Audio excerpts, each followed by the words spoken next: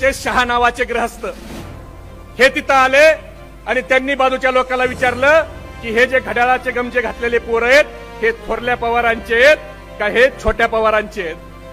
तर त्यांना सांगितलं थोरल्या पवारांचे आहेत. ते शहा काका आज बिन आमच्या जवळ आले आणि त्यांनी आम्हाला सांगितलं की तुम्ही सगळ्यात चांगला पोरांनो निर्णय घेतला की तुम्ही शरद पवार साहेबांच्या सोबत राहण्याचा निर्णय घेतला. आणि आज आमच्या ह्या पिंपरी चिंचवडमध्ये आमच्या मुलाला आमच्या नातवाच्या हाताला जे काम आहे, आज जे 2 रुपये आम्ही कमवतोय, हे शहर जे पिंपरी चिंचवड बसलंय हे शरद पवार साहेबांच्या मुळे बसलंय. एकीकडे जुन्या माणसाला त्यांनी मला आवर्जून सांगितलं की मी साहेबापेक्षा फक्त 1 वर्षांनी मोठा आहे, पण ह्या वेळेला माझी देखील इच्छा आहे की शरद पवार साहेबांसाठी प्रचार करायचा आणि त्यांच्यासाठी फिरायचं. जर 83 वर्षाच्या आजोबाची ती इच्छा असेल तर आपण युवक आहेत, आपली किती इच्छा पाहिजे. पण मला इथं दुःखानं दुसरी एक त्याच पिंपरी चिंचवडचा किस्सा या ठिकाणी जयदेवांना आवर्जून या ठिकाणी सांगायचा आहे की त्याच पिंपरी चिंचवडला 5 वर्षापूर्वी एका हॉटेलला मी जेवायला गेलो. हॉटेलला जेवण करत असताना माझ्या शेजारच्या टेबलला एक नवीन लग्न झालेलं नवरा बायकोचं जोडपं जेवायला बसलेलं आणि त्यांची चर्चा चालली की शरद पवारांनी महाराष्ट्रासाठी काय केलं. एकदा झालं, दुसऱ्यांदा म्हणाले शरद पवार साहेबांनी महाराष्ट्रासाठी काय केलं, तिसऱ्यांदा म्हणाले शरद पवार साहेबांनी महाराष्ट्रासाठी काय केलं. मग राहवलं नाही, उठून त्यांच्या जवळ गेलो. त्यांना विचारलं तुमचं नाव काय, तुम्ही काय करताय. त्यांनी सांगितलं माझं आमका आमका नाव आहे, मी आमक्या आमक्या IT कंपनीत सॉफ्टवेअर इंजिनियर आहे. म्हणलं ही कंपनी इथं कशी आली. तो म्हणला माझ्या मालकानं आणली म्हणून आली.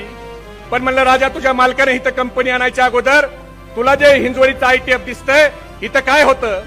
तो म्हणला मला माहित नाही. मी म्हणलं तुला जे हिंजवडीचं ITF दिसतंय इथं एकेकाळी संत तुकाराम सहकारी साखर कारखान्याची मान्यता नवले साहेबांनी आणली होती. पवार साहेबाला बोलवलं, कारखान्याच्या भूमिपूजनाचा नारळ फोडला आणि पवार साहेबांनी भाषणात सांगितलं की मला शेतकऱ्याच्या हितासाठी कारखाना करायचा आहे, पण इथून 5 मैल दूर करायचा आहे. ही जागा मला युवकांच्या IT हब साठी राखीव ठेवायची आहे. आणि पवार साहेब मुख्यमंत्री असताना हे आशिया खंडातलं सगळ्यात मोठं जे तुला ITF दिसतंय हे शरद पवार साहेबांच्यामुळे इथं आलं. पवार साहेबांनी इथं IT हब आणला म्हणून तुझ्या मालकाने इथं कंपनी आणली. तुझ्या मालकाने इथं कंपनी आणली म्हणून तुला 1.25 लाख रुपये पगाराची नोकरी मिळाली. आणि राजा तुला 1.25 लाख रुपये पगाराची नोकरी मिळाली म्हणून ही बायको तुला मिळाली, नाही तर तुला कुणी दिली असती. आणि आज तो तरुण विचारतोय की शरद पवार साहेबांनी काय केलं. म्हणून आपल्याला मित्रांनो शरद पवार साहेबांचं काम, शरद पवार साहेबांनी सगळ्या समाजासाठी घेतलेले निर्णय हे आता युवकांच्या पर्यंत पोहोचवायला पाहिजेत. कारण आपल्या तरुण पिढीला हे आता जास्त सांगणं गरजेचं आहे.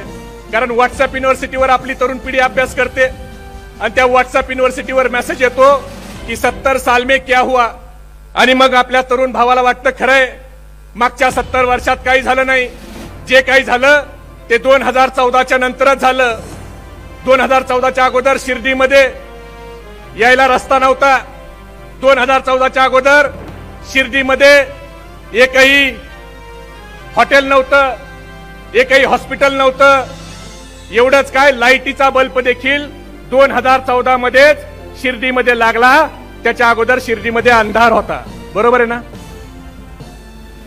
आता फक्त भाजपवाले एवढंच म्हणायचे राहिलेत साहेब की कपड्याचा शोध देखील 2014च्या नंतरच लागला.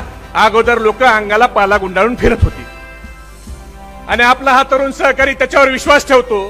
तो पुढच्या 10-20 व्हॉट्सअप ग्रुपवर फेसबुकवर तो मेसेज शेअर करतो. तर मला आपल्याला एवढंच सांगायचंय की आता आपल्याला वास्तव लोकांना सांगायची गरज आहे. काही लोकांना पवार साहेब व्हायचा आणि आपण पवार साहेब झालोत असा भास व्हायला लागलाय. तर त्या लोकांना मला एवढंच सांगायचंय, नकली फुले केसात माळून शरीरात वसंत येत नसतो. नकली फुले केसात माळून शरीरात वसंत येत नसतो. पांढरे केस काळे केले म्हणून कुणी तरुण होत नसतो. आणि पक्षावर दावा केला म्हणून कुणी शरद पवार होत नसतो. जर तुम्हाला शरद पवार व्हायचं असेल तर सत्ता गेली तरी बेहतर, पण ज्या महामानवाने या देशाचं संविधान लिहिलं त्या महामानवाचं नाव मी मराठवाडा विद्यापीठाला देईल हा निर्णय घ्यावा लागतो. तुम्हाला जर शरद पवार व्हायचं असेल तर मंडळ आयोगाच्या विरोधात कमंडल यात्रा निघलेली असताना देखील मंडळ आयोगाची अंमलबजावणी करून 27% ओबीसीला आरक्षण देण्याचं काम तुम्हाला करावं लागतं. तुम्हाला जर शरद पवार व्हायचं असेल तर सामाजिक न्याय आणि आदिवासी या एक खात्याचे 2 खाते करावे लागतात. फक्त 2 खाते करून जमत नाही, तर एकूण बजेटच्या 9.9% निधी हा सामाजिक न्याय आदिवासी विभागाला आणि एकूण बजेटच्या 8% निधी हा सामाजिक न्याय विभागाला द्यायचा कायदा करावा लागतो.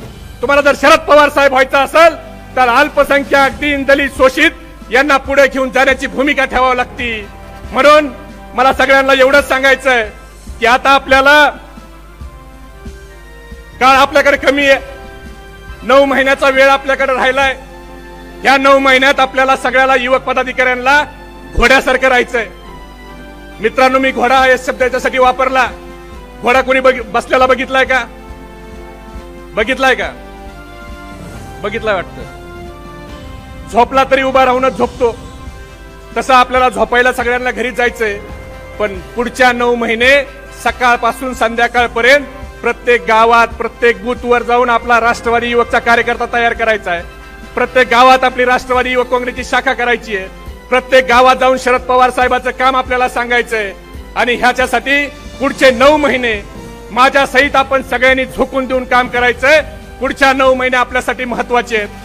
दुसरा मी घोडा हा शब्द याच्यासाठी वापरला. कोणतीही ताकद मोजायची असली तर ती हाऊस पॉवर मध्ये मोजली जाते.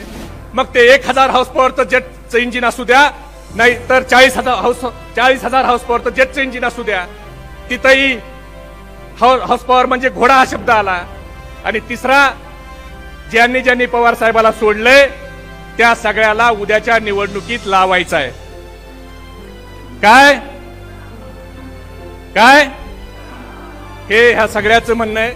म्हणून आपल्याला पुढच्या 3 महिने सगळ्यांना काम सोडून लोकसभा इलेक्शन आणि पुढच्या 6 महिन्याने विधानसभेचं इलेक्शन, हे इलेक्शन करण्यासाठी आपल्या सगळ्याला ताकदीनं कामाला लागायचंय.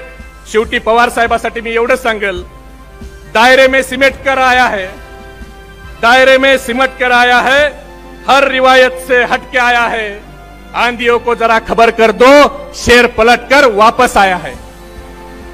म्हणून आपल्याला परत एकदा सगळ्यांना ही ज्योत निष्ठेची घेऊन आपल्या प्रत्येक गावात बूथवर जायचंय. आणि कशासारखं राहायचंय? कशासारखं राहायचंय? मग राहणार का सगळे? मग मी घोषणा देतो, ही निष्ठेच्या ज्योतीच्या कांठाळ्या ह्या आपल्यातून सोडून गेलेल्या गद्दारापर्यंत गेल्या पाहिजेत. हात वर करून आपण सगळ्यांनी घोषणा द्यावी. पवार साहब तुम आगे बढ़ो, पवार साहब तुम आगे बढ़ो. राष्ट्रवादी काँग्रेस पक्षाचा धन्यवाद. जय हिंद, जय महाराष्ट्र, जय राष्ट्रवादी.